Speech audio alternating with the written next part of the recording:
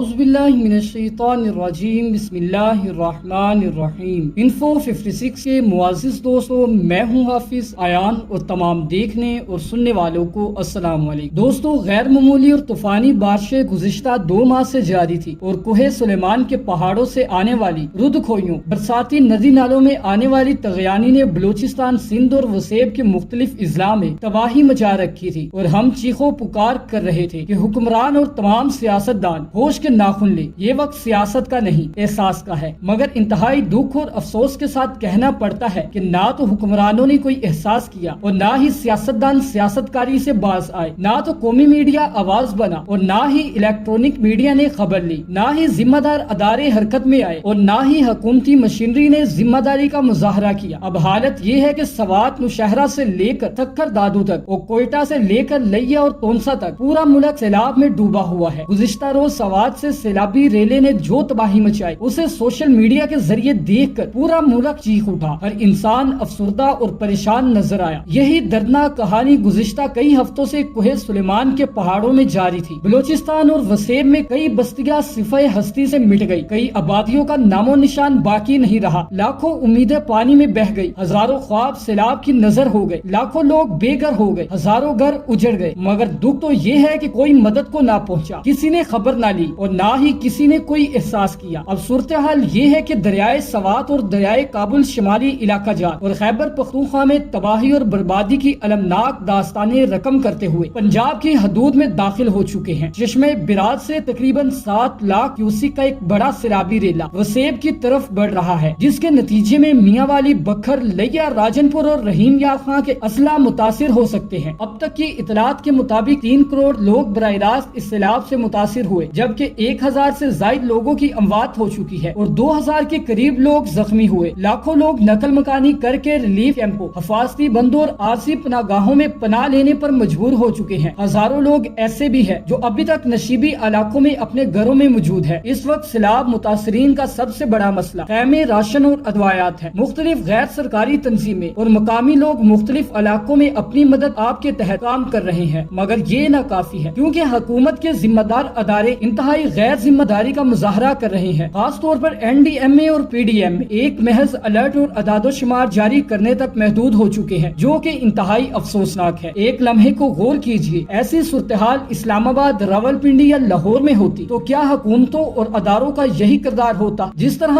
اب عوام کو سیلاب کے رحم و کرم پر چھوڑ دیا گیا ہے۔ دوستو، وطن عزیز میں سیلابوں کی تاریخ تو بہت پرانی ہے، مگر تباہی اور بربادیوں کی ہمیشہ ایک نئی تاریخ رقم ہوتی ہے۔ اس کی بنیادی وجہ یہ ہے کہ ہمارے حکمران ہمیشہ فضائی جائزہ لینے، مخصوص لوگوں سے ملاقات، فوٹو سیشن اور ایک بیان کے بعد سمجھتے ہیں کہ ان کی ذمہ داری پوری ہو گئی۔ انہیں کیا معلوم کہ سیلاب کیا ہے؟ سیلاب کا نام لینا آسان ہے، اس کا سامنا کرنا بہت مشکل ہوتا ہے۔ ایک طاقتور فاتح کی طرح سیلاب کسی گھر میں داخل ہوتا ہے اور اس بے بسی کا دکھ صرف وہی سمجھ سکتا ہے جس نے کبھی اس کا سامنا کیا ہو۔ ہیلی کاپٹر میں بیٹھ کر جائزہ لینے والا کبھی نہیں سمجھ سکتا۔ انہیں کیا معلوم کہ جب تنکا تنکا اکٹھا کر کے بنائے گئے گھر تنکوں کی طرح سیلاب میں بہہ جاتے ہیں تو اس کا دکھ کیا ہوتا ہے، اور آنکھوں کے سامنے کسی کا لخت جگر جب پانی کی تیز لہروں کے نظر ہو جاتا ہے اور وہ جس کرب سے مدد کے لیے پکار رہا ہوتا ہے، اس کرب اور دکھ کو یہ کیسے سمجھ سکتے ہیں جو لینڈ کروزر میں بیٹھ کر ہاتھ ہلاتے ہوئے کہتے ہیں کہ ہم سیلاب متاثرین کے ساتھ ہیں؟ انہیں کیا معلوم کہ بیٹی کا جہیز بہہ جانے کا دکھ کیا ہوتا ہے؟ ہنستے بستے گھر کو چھوڑ کر خیموں میں پناہ لینے اور بھوک سے بلکتے بچوں کو کئی کئی پہر جھوٹی تسلی دینے کا دکھ کیا ہوتا ہے؟ یہ تو لاہور اور اسلام آباد کے عالیشان محلات میں بیٹھ کر کہتے ہیں ہم سیلاب متاثرین کے ساتھ مل کر اس طوفان کا مقابلہ کریں گے۔ کبھی یہ ایک رات سیلاب متاثرین کے کیمپ میں گزارے تو انہیں معلوم ہو کہ سیلاب کا دکھ کیا ہوتا ہے اور دکھوں کے سیلاب کیا ہوتے ہیں۔ دوستو، سیلاب تو سال ہاں سال سے آ رہے ہیں، دنیا کے کئی ممالک میں سیلاب آتے ہیں، مگر اس طرح کی صورتحال کہیں دیکھنے کو نہیں ملتی کیونکہ انہوں نے سیلابی پانی کو محفوظ کرنے اور پھر اسے زیر استعمال لانے کی پلاننگ کر رکھی ہے۔ مگر ہم جہاں ایک طرف خشک سالی کا شکار ہے، وہیں تھر اور چولستان دو ایسے صحرا ہے۔ خشک سالی کی خبریں سامنے آتی ہے، کئی بار خشک سالی اور قلت آب کے نتیجے میں ہزاروں مویشی اور کئی قیمتی جانیں ضائع ہو چکی ہے۔ یعنی ایک طرف ہمیں پانی کی کمی مارتی ہے اور دوسری طرف پانی کی زیادتی ہمیں مارتی ہے، مگر افسوس ہم نے سیلاب کا حل صرف یہی نکالا ہے۔ سیلاب زدگان کی بے بسی، بیچارگی، تباہی، بربادی، ریلیف کیمپ، عالمی مدد اور 5 کلو آٹا، 1 پیکٹ راشن، 1 پانی کی بوتل، 1 ڈبہ دودھ اور فوٹو سیشن، سیلاب اور سیلاب متاثرین کا مسئلہ حل۔ اس کے بعد ہمارے حکمرانوں نے کبھی غور نہیں کیا سیلاب کیوں آیا، سیلاب سے زیادہ نقصانات کیوں ہوئے، سیلاب سے کیسے نپٹا جا سکتا تھا، نقصانات کو کیسے کم کیا جا سکتا تھا اور لوگوں کو کیسے محفوظ رکھا جا سکتا تھا۔ دوستو، جب تک عالمی اداروں سے ملنے والی امداد اوپر سے نیچے تک اشرفیہ کے سکین میں اضافہ کرتی رہے گی، اس وقت تک نہ تو سیلاب کے دکھ کم ہو سکتے ہیں اور نہ ہی دکھوں کا سیلاب کم ہو سکتا ہے۔ دوستو، اللہ تبارک تعالیٰ کی ذات زمین کو جھنجھوڑ دیتی ہے اور انسان کو اس قدر قدرتی آفات میں مبتلا کرتی ہے، انسان اس بات کا جائزہ بھی نہیں لگا سکتا اور وقت انتہائی کم ہوتا ہے۔ دوستو، اب موجودہ ملکی حالات سے انجان نہیں ہے، سیلاب اور اس کی آفتوں نے وطن عزیز کو تباہی کے کنارے لا کھڑا کیا ہے۔ آپ جانتے ہیں کہ اس وقت راجن پور اور ساؤتھ پنجاب کی تمام ریاست جہاں پر زندگی مکمل خوبصورتی کے ساتھ خوشگوار گزر رہی تھی، وہاں پر ایک ایسی آفت آ گئی جس کے بارے میں شاید کسی نے سوچا تک نہیں تھا۔ اگر بر وقت ڈیم بنائے جاتے یا پھر لوگوں کی حالت زار پر غور کیا جاتا تو شاید آج اس طرح کی صورتحال کا سامنا نہ کرنا پڑتا، مگر ہمارے سیاستدان بے خبر اور لاپرواہ خاموش تماشائی بنے رہے۔ وقتی فائدے کا سوچ کر عام لوگوں کے لیے جو طوفان بدتمیزی کھڑا کیا، آج بھی بہت بڑی آفت کی شکل اختیار کر چکا ہے۔ ویڈیو میں آپ دیکھ سکتے ہیں کہ کہیں پر لاشیں تیر رہی ہیں اور کہیں پر لوگوں کے مکان اور دکانیں کرے ارض سے ختم ہو رہی ہے، کہیں پر لوگوں کی ساری زندگی کی کمائی سے بنے ہوٹل اور ان کے کاروبار ملیامیٹ ہو رہے ہیں اور کہیں پر ان کی آنکھوں کے سامنے اپنی جانیں دے رہی ہیں۔ دوستو، یہ ایک ایسی صورتحال ہے جس کے بارے میں شاید کسی نے اپنے خواب میں بھی نہیں سوچا ہوگا۔ اس وقت صرف اس چیز کی ضرورت ہے کہ پوری قوم یکجا ہو کر اپنے ان تمام بھائیوں کی مدد کرے۔ وہ سیاستدان جنہیں ہم اپنے ووٹ سے منتخب کر کے پارلیمنٹ پہنچاتے ہیں، پھر غلام ابن غلام بن کر پھرتے ہیں، نہ تو وہ اس علاقے میں آئے اور نہ ہی لوگوں کا درد اپنے سر لیا، اور اگر سوال کیا جائے تو جواب میں کہتے ہیں کہ یہ تمہارے گناہوں کی سزا ہے۔ تو پاکستان کے معروف عالم دین جنہیں بے شمار لوگ اپنا روحانی پیشوا مانتے ہیں، مولانا طارق جمیل صاحب، جب ان سے پوچھا گیا کہ اس آفت کے بارے میں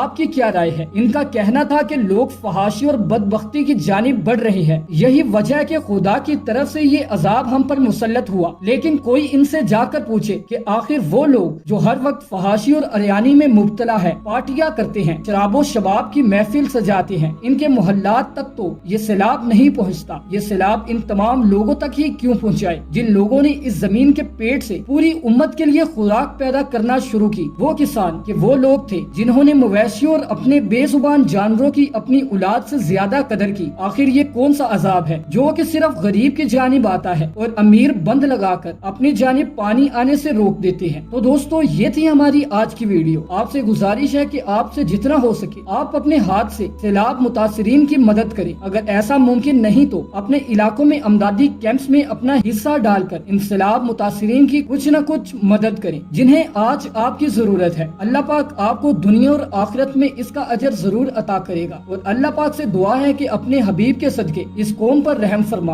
اور ہمارے سیاستدانوں کو عقل سلیم عطا فرما۔ جو سیلاب سے متاثر ہو کر اس دنیا سے چلے گئے، ان کے درجات بلند فرمائے اور ان کے گھر والوں کو صبر عطا کر، آمین۔ اس دعا کے ساتھ اجازت چاہتا ہوں۔ اپنا اور اپنے گرد و نواح کا خیال رکھیے گا۔ ملتے ہیں اگلی ویڈیو میں، تب تک کے لیے اللہ حافظ۔